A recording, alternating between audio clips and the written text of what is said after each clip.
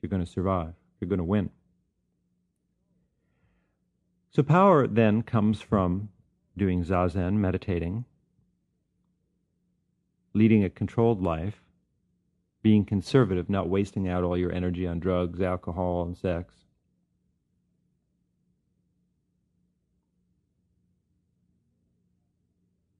Or other pastimes. Now, the pastime, that doesn't mean you can't have a drink once in a while, that doesn't mean you can't enjoy having sex.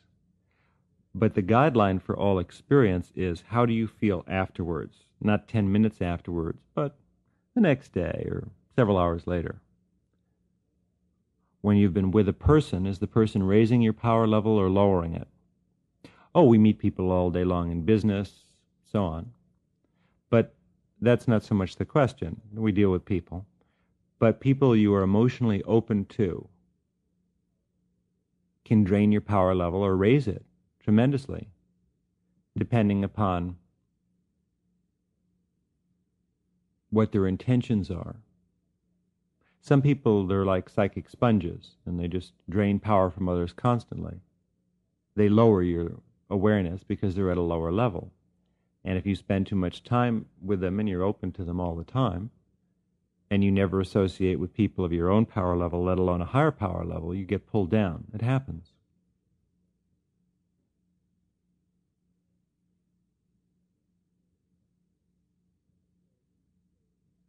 So it's necessary to examine your experiences, to examine your associations with the people you know, if you seek personal power,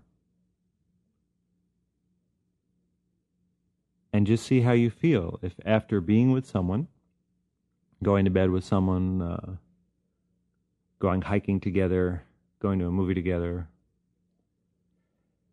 if afterwards you don't feel very good, if your attention level is lower than it was to start with, this is a person who has drained your power. Now, that doesn't mean they necessarily took power from you for themselves. It just means they're operating at a lower attention level, and you got pulled down by it because you're not sufficiently strong enough at this point to be with someone and be unaffected. So it would behoove you not to spend too much time with a person like that, as little as possible. And if you have to spend time with someone like that, or if at the office or in different exchanges in daily living, you have to spend time with people who are at lower power levels, then you have to be aware of that and keep your awareness very much within. Keep some of your attention centered on your navel center. The primary power center, one of them, is around the navel area. And when you're in a situation in which you feel your power is being drained, you're in a good mood and suddenly you're just being pulled right out of it. And it's not because you're doing anything. But you're in a physical operative situation where you're walking, you're in the grocery store, you're talking to someone. You can put a little bit of your attention, focus your mind a little bit, feel the area around the navel center. At times like that, you'll find that you'll keep your power tighter. You won't lose as much. Because you don't have a limitless supply of power. It's something that you need to be conservative with, not stingy, not afraid. Oh, sure, everybody loses a little bit every day, and you pick up a lot. Don't be afraid of losing a little power in daily association. Sit down and do your zazen in the morning and then in the evening, and you'll pick up enough power to not only be in the world all day and lose a little, but you'll gain a lot. And then by leading a strategic life in which you're not wasting power. People who seek power and knowledge aren't misers, and they're not afraid, oh God, I'm going to talk to this person and lose power. That's a paranoid. But at the same time, there are people who will impact our lives in a very negative way. And they're not necessarily good or bad, but if you're an Olympic athlete and you're in training, you don't spend your time hanging around in bars all the time with people who are just, not doing that. They don't have to be in training.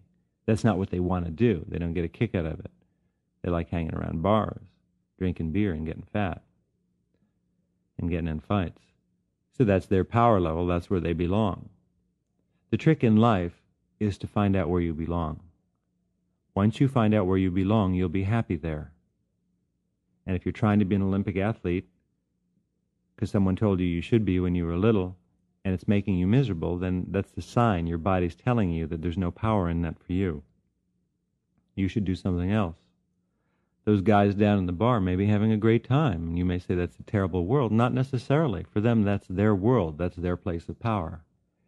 and the events that take place in that bar every night, the conversations. There's a little world of power in there too. That's their spot. It's different for everybody. But if you're a person with a more altruistic nature, if you're interested in developing your mind, in other words, which I assume you are, that's why you're listening to this tape, then you have a different nature. Oh, you are a part of everybody. And you're like the guys in the bar, and a part of you is like that gal on the corner with the red dress. We're a little bit of everyone. Let's not get too fancy here. We all have desires and emotions and feelings. But you may be at a stage in your evolution now where your mind needs to be developed. Mind, spirit, same thing from my point of view. And that's a lucky place to be, I guess. I think in a way every place is a lucky place to be. It's all eternity.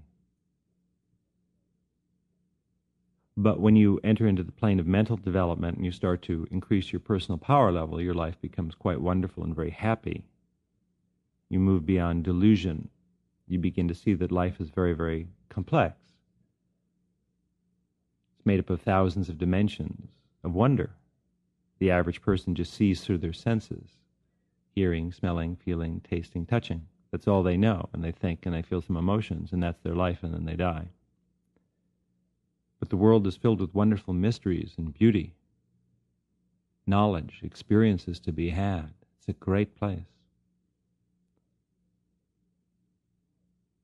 But you need the personal power to open up to all of that. Without it, these are just words. If you have it, it's your everyday experience, as it is mine. Naturally, along the way, there are beings and forces that will challenge you. If you're the fast gunfighter in town, somebody's going to come a-looking for you, partner. So I meet people all of the time and beings that come to me that challenge me. They feel a level of personal power which one gains through the practice of Zen. And they come and they seek to challenge me. They want to try and get some of your power or take it away from you. All this nonsense. And of course, you just defeat them.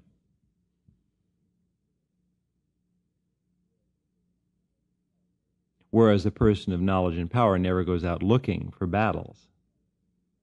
All their battles are within. They don't need to get in a battle of power with someone else. How ridiculous.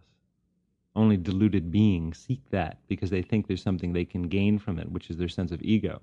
They think if they get in a battle with the Zen master or with a Don Juan or whoever it might be, that in some way that's going to enhance their life if they win. They think they're deluded and vain. They think they can take someone else's power. You can never take power from someone else any more than you can take sunlight. If you get in a battle with someone, you don't get their power if you win. You might beat someone, but power doesn't transfer like that. Power is something that you have to acquire yourself through self-inquiry, through going inside yourself and finding out who you are and what you're all about, through the practice of zazen, of meditation, and by learning to lead a happy and controlled life, by mastering your thoughts and your emotions and your desires. This is what lends power to your life, not beating someone else. The bully on the block who beats up somebody doesn't become more powerful because they beat somebody else up. All they do is walk around inside their own mind with an inflated ego, thinking how powerful they are because they beat somebody up, because they won a battle. The warrior on the battlefield who defeats someone else doesn't become more powerful because they defeat someone else. A good warrior, a 7th or 8th degree black belt, will tell you that there's no victory. There's winning, but there's no victory in winning. You might as well win. But it doesn't make you more powerful to win. It's just what you do. It's an expression of your personal power level. But only the fool wants to go into battle to beat someone for the satisfaction of beating someone. But in the world of power, as you gain more of it, people will come looking for it. If you're a movie star, you know what I'm saying. You've gained a certain level of power to get a part, to do a good job. Or a rock star, or anyone in the public light. Politician. Now there are people who will come around you, little groupie types, who want to be around you because they think by being around you they can get something. What they should do is learn to do what you do. Learn to control their life, learn discipline, learn to work hard, learn to be creative, funny, and balanced. And then they should go do it themselves and get themselves a part in a film or get themselves elected or whatever. But the world is filled with beings who don't want to do the work. They just want to try and be around others. And the danger is, if you're a successful person and you let a lot of people like this in and around your life, they can drain your power. It won't go to them, but it will leave you. So as you become a powerful person, it becomes increasingly important to have periods of solitude. One of the best things you can do, and I recommend it highly, is once a month, take a weekend by yourself. Go up into the mountains, check into a little cabin, out into the desert. There are lots of places you can go, and they're not necessarily expensive. And go by yourself, go alone, and spend a weekend by yourself, 2, 3, or 4 nights. And just walk around in the desert, walk around in the mountains, go swimming, go jogging. But don't bring anyone. Bring a good book as a companion, some tapes, and just drive around. We live in a great and beautiful country. There's lots to see. But you should do that at least once a month. You will find that you won't be lonely.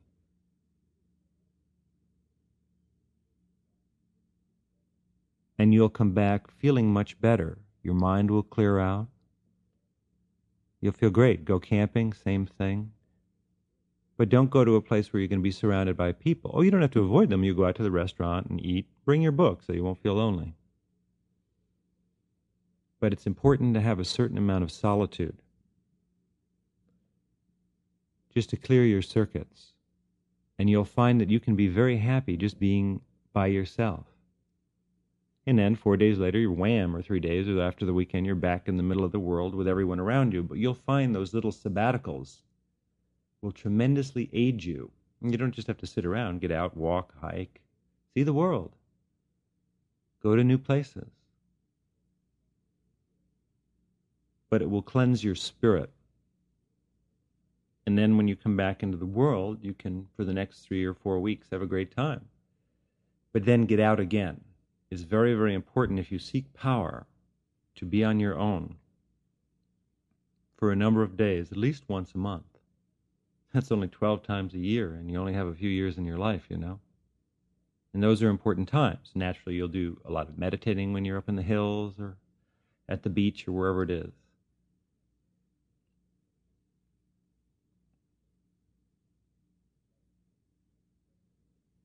But that time is time invested, and it will pay off for you. There's a grace and an ease to power when you have it. It's very comfortable. You feel good about yourself and your life. It's well worth having. And it's certainly miserable not to have it. Because what personal power really gives you, in my opinion, is a sense of mental equilibrium. The real reflection of personal power is control of thought. When I said earlier that a person who has power doesn't seek to challenge others, their battles are within. By that I mean that the person of power uses their power to open up their mind to higher and newer levels all the time, which creates tremendous happiness inside oneself. It's a very personal matter, as all things ultimately are. A person with power has control of their emotions. Most people, when depression comes along, which is a force, they get depressed. When fear comes in, they can't stop it, and they're terribly afraid. But a person with power can stop fear, can stop depression, or they can augment a positive emotion when joy comes, happiness, love, bliss, ecstasy.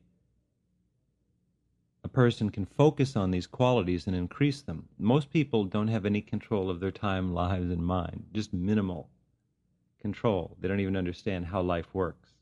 They're not privy to those mysteries of the universe, which creates success.